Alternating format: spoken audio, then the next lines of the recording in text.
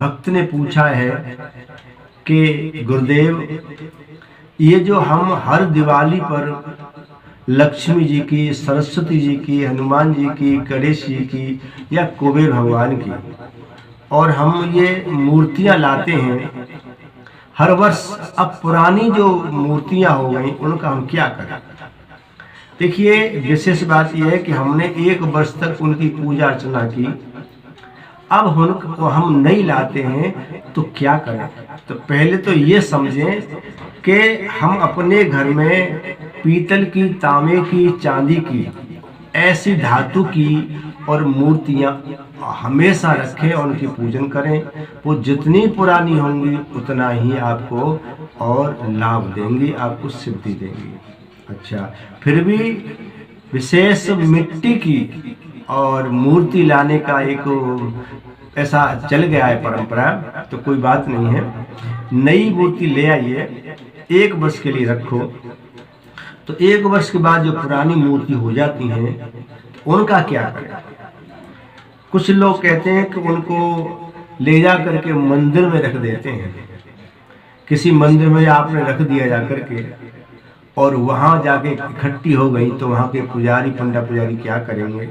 अब भर के कट्टे में उसको इधर कूड़े में, कूड़ेदान में, नाले में, गंदगी, कहीं भी उनको जगह मिलेगी वहीं उनको फेंक दिया जाएगा। वह इधर पड़ी पड़ी रहेंगी तो तुमको एक पुण्य की बजाय एक पाप लगेगा। तो अपने घर के ऐसी चीज़ों को, फटी टूटी मूर्ति है और तुम्हारे कैलेंडर हैं, ऐसी चीज़ें हम मंदिर में जाकर रख जाते हैं तो वहाँ भी हमको दोष लगता है, क्योंकि मंदिर भगवान का आंगन होता है और आंगन में हम गंदगी फैलाते हैं तो उसका भी हमको दोष लगता है, तो वहाँ नहीं रखना चाहिए। तो क्या किसी पीपल वृक्ष के नीचे रख दें? तो हम पीपल के वृक्ष के नीचे रखाते हैं तो वहाँ भी गंदगी होती है, पीपल देवता के नीचे, और वहाँ भी कुत्ते होते आकर के और पेशाब आदि कर जाते हैं, सेटिंग कर जाते हैं, तो वहाँ भी तुमको पुण्य मिलने की बजाय एक दोष ही लगेगा, तो वहाँ भी नहीं रखना चाहिए। तो क्या करें? क्या इसको नदी और उसमें बहा दें?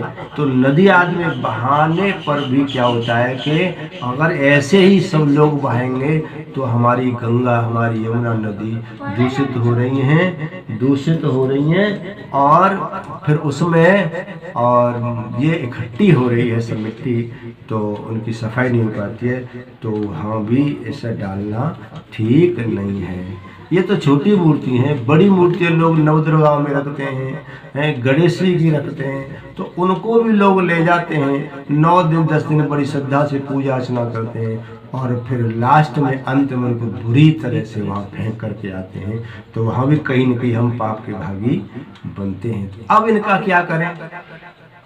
इनका ये करें कि जैसे हमारी पुरानी मूर्ति हैं लक्ष्मी गणेश जी की, तो एक जैसे हमारे यहाँ पौधे लगे होते हैं, गमला आदि होते हैं, तो उनमें वो मूर्तियाँ और उठा करके हम डाल लें, उसमें जल डाल लें और पानी आदि उसमें भर करके, थोड़ा गंगा जल डाल करके और उसमें धीरे धीरे उसमें डाल लें। और इस तरह से मैंने ये पुरानी मूर्तियाँ हैं तो इसमें पानी भर दिया है, तो धीरे धीरे ये गल जाएंगी और गमला में वो मिट्टी हो जाएगी और हमें इनको कहीं फेंकना नहीं पड़ेगा, सब जगह से बच जाएंगे और धीरे धीरे मिट्टी बन जाएगी और मिट्टी फिर गमलाओं में या फिर अपने उसमें हम पौधों में इसको डाल सकते हैं। तो इस तरह से हम और अपनी पुरानी मूर्ति और इस तरह से विसर्जन कर दें और हम अपने पुण्य अर्जित करेंगे और पापों से भी बचेंगे। तो इस तरह से हम इस तरह से पानी भर के गंगा जल डाल के उसमें रख दें और अपने पौधों में, गमलाओं में और जहाँ पे अपनी फुलवारी हैं, वृक्ष हैं, वहाँ पर हम इसको ऐसा करके बाद में ये गल जाएंगी तो हम डाल देंगे, तो इससे हम और पुण्य प्राप्त करेंगे और हमारे देवी देवता का अपमान भी नहीं होगा। तो ऐसा करें।